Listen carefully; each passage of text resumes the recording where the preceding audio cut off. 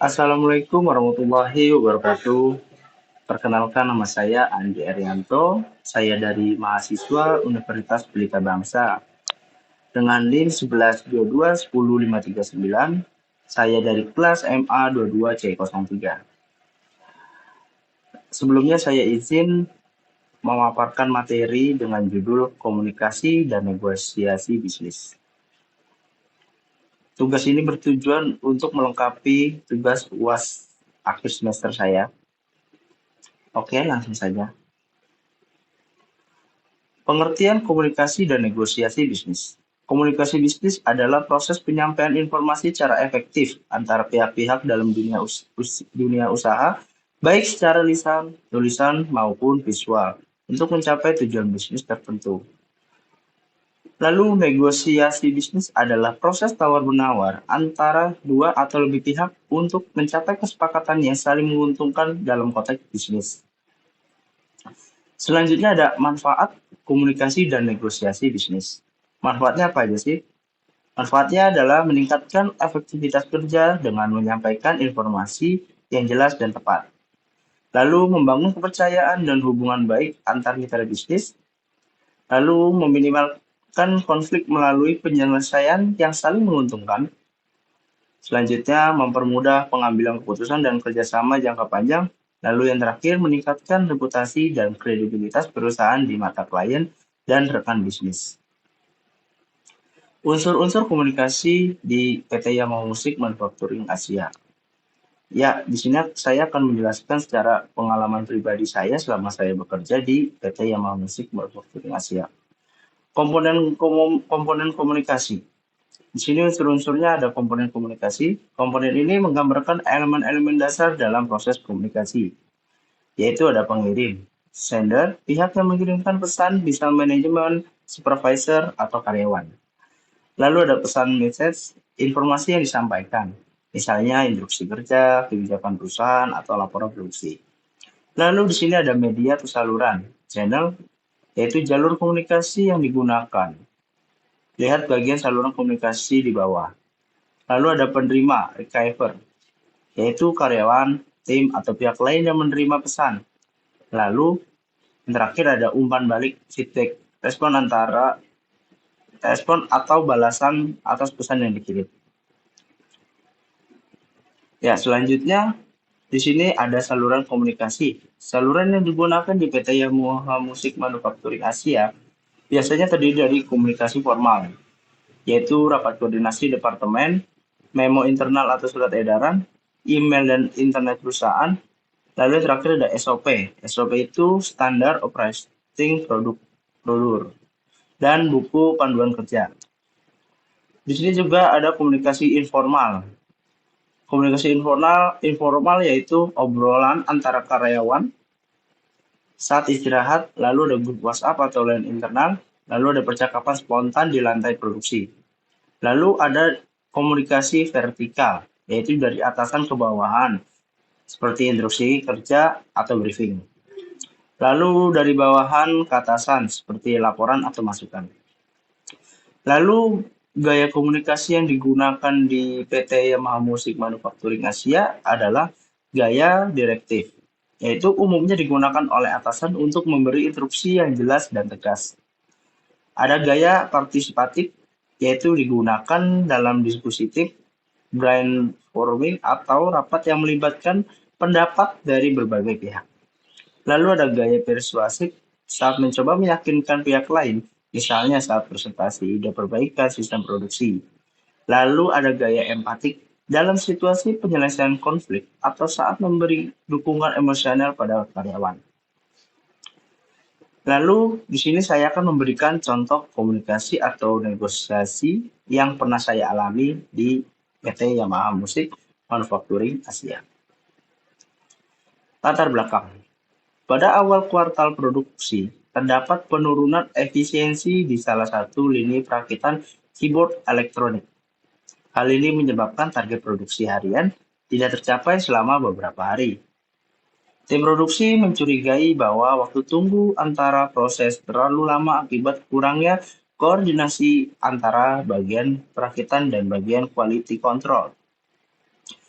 Lalu di sini ada pihak yang terlibat, yaitu ada supervisor, saya sendiri, tim produksi, lalu ada koordinator quality, lalu ada tim leader perakitan, dan yang terakhir ada manajer produksi, yaitu untuk mengambil keputusan.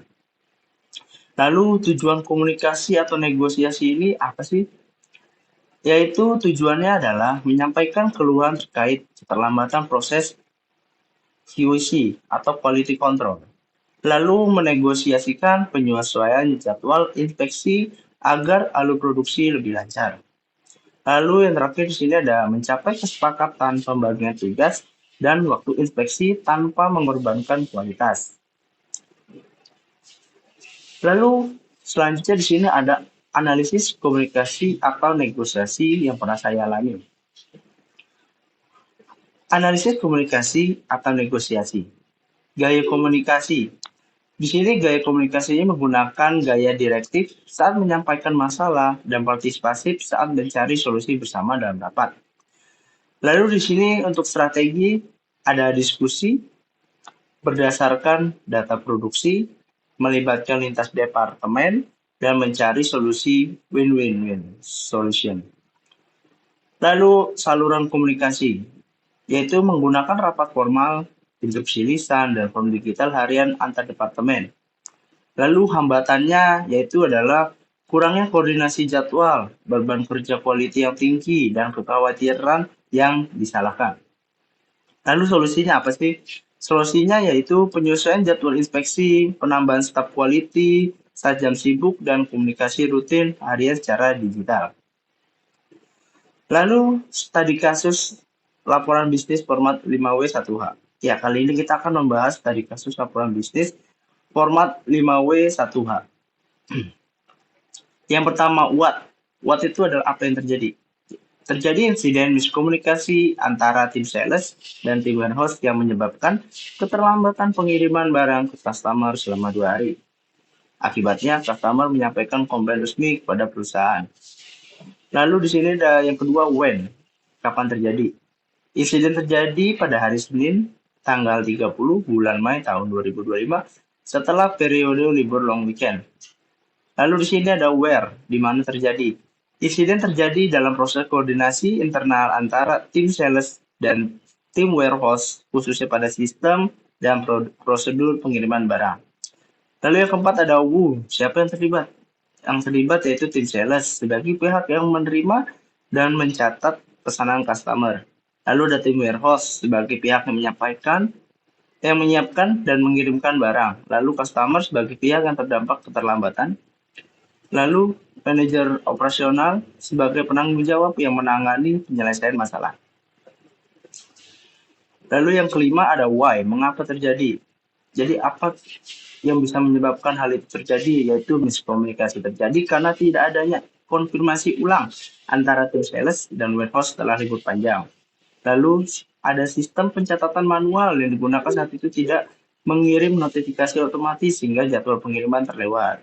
Lalu yang terakhir tidak ada briefing atau koordinasi ulang setelah long weekend, menyebabkan informasi pesanan tertunda. Lalu yang keenam ada how, bagaimana penanganannya. Proses komunikasi dan hambatan. Komunikasi antar tim dilakukan melalui email, namun beberapa staf sales masih cuti sehingga informasi ini tidak dilanjuti tepat waktu.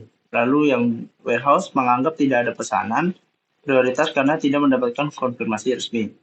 Hambatan utamanya yaitu minimnya komunikasi aktif dan tidak adanya SOP khusus pasca libur panjang. Lalu di sini solusi dan negosiasinya. Untuk solusi dan negosiasinya, negosiasi dengan customer dilakukan oleh tim sales untuk meminta maaf dan menjelaskan situasi yang terjadi.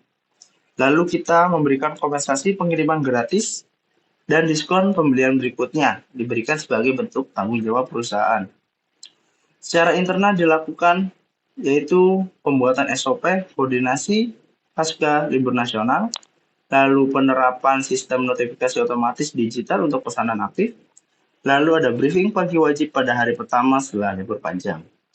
Jadi kesimpulan dalam permasalahan Ini yaitu adalah masalah ini menunjukkan pentingnya komunikasi yang aktif dan sistematis, terutama setelah masa libur panjang. Dengan solusi negosiasi yang baik dan perbaikan prosedur kerja, kepercayaan customer dapat dipertahankan dan kesalahan serupa dapat dicegah di masa mendatang.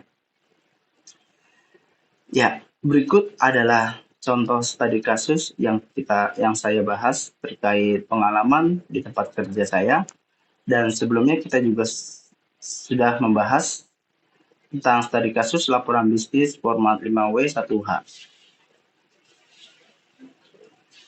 Oke, sekian dari saya.